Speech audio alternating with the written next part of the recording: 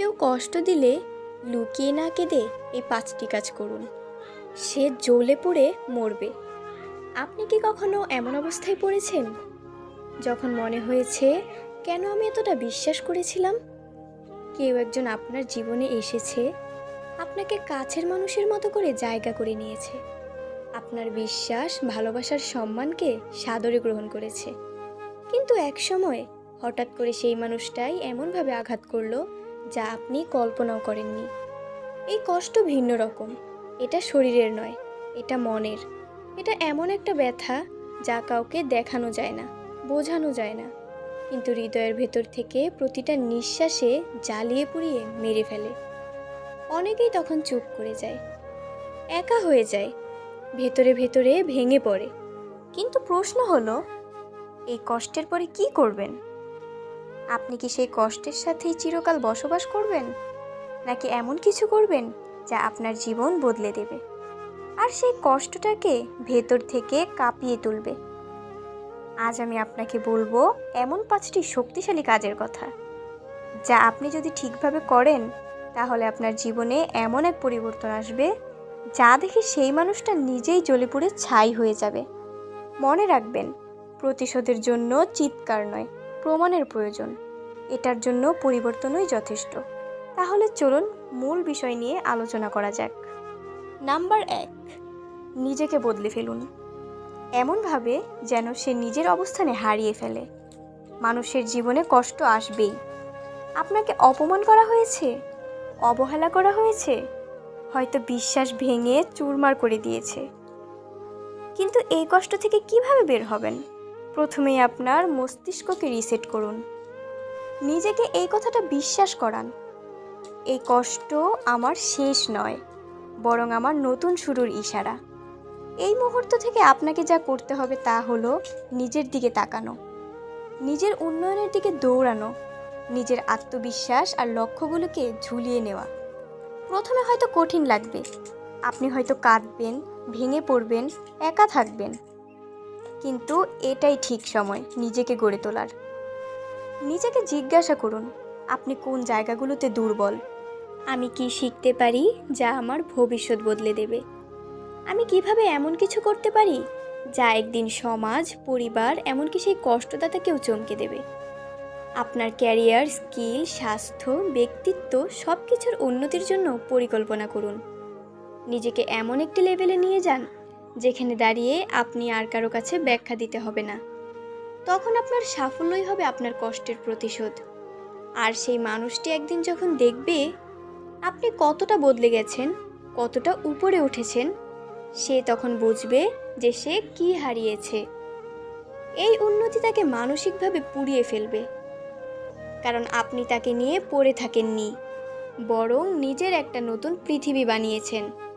এটি এমন এক ধরনের প্রতিশোধ যা মুখে নয়, কাজে দেওয়া হয়। নাম্বার 2, ক্ষমা করুন, তবে ভয় নয়, দূরে থাকার জন্য। অনেকে মনে করে ক্ষমা মানে দুর্বলতা। কেউ আঘাত করলে তাকে ছেড়ে দেওয়া মানে তার জয় স্বীকার করে নেওয়া। কিন্তু বাস্তবে ক্ষমা করাটা এক ধরনের মানসিক বিজয়। কিন্তু এই ক্ষমা হতেই হবে বুদ্ধিদীপ্ত ও সংযত।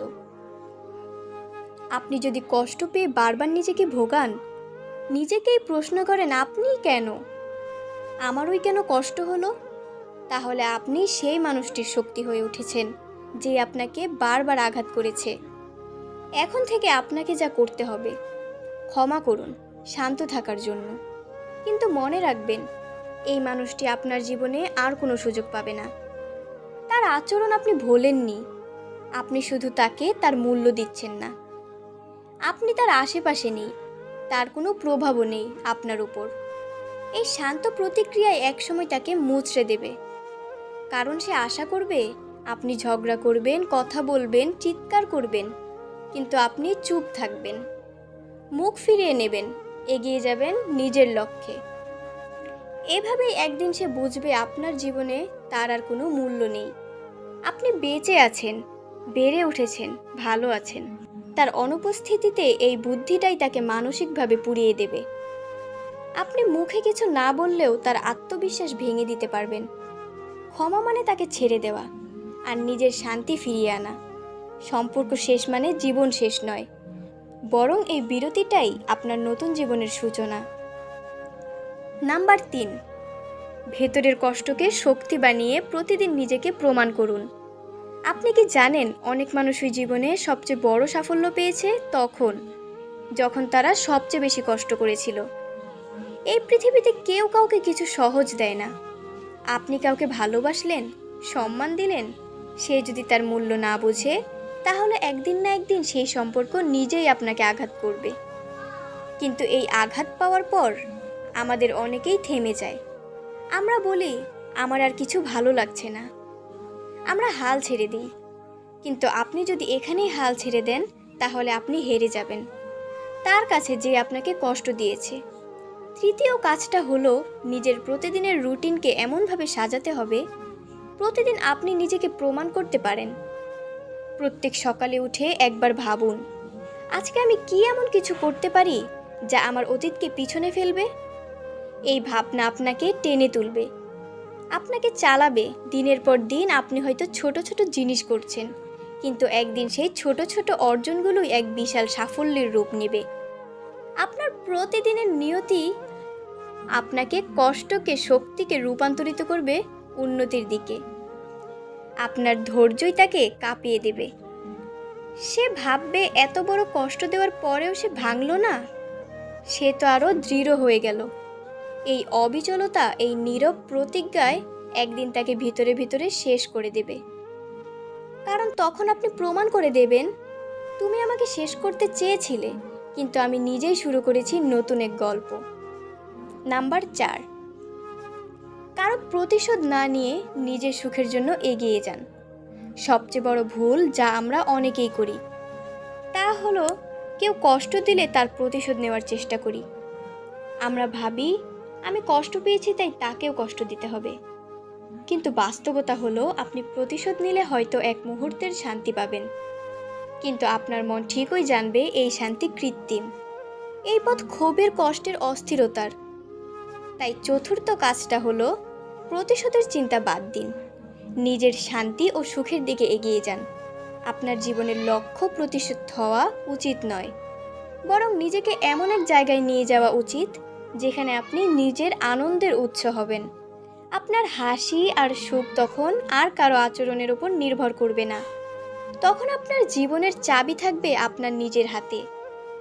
আপনি যখন নিজের সুখ খুঁজে পাবেন সৎ পরিশ্রমে ও ভদ্রপথে, তখন আপনার সেই কষ্টদাতা ব্যক্তি চুপচাপ আপনার জীবনকে দেখবে। সে বুঝতে পারবে, আমি যাকে কষ্ট দিয়েছিলাম এখন সে সবচেয়ে শান্তিতে আছে।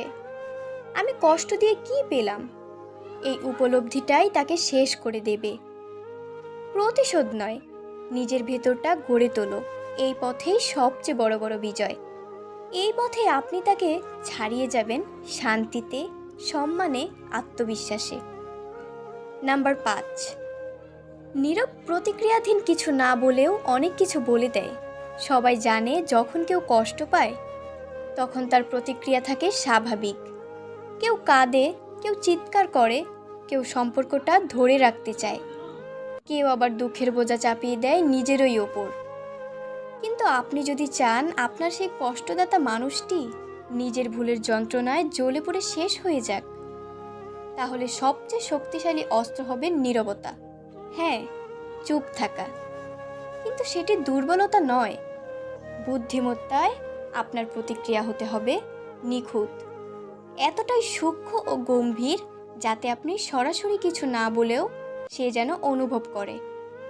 আপনার চোখের ভাষা, আপনার চুপচাপ সরে যাওয়া, আপনার ভদ্র কিন্তু নীরবতা, এই সবই বলে দিচ্ছে আমি বুঝে গেছি তুমি কে, আর তোমার সাথে আর এক কদমও নয়।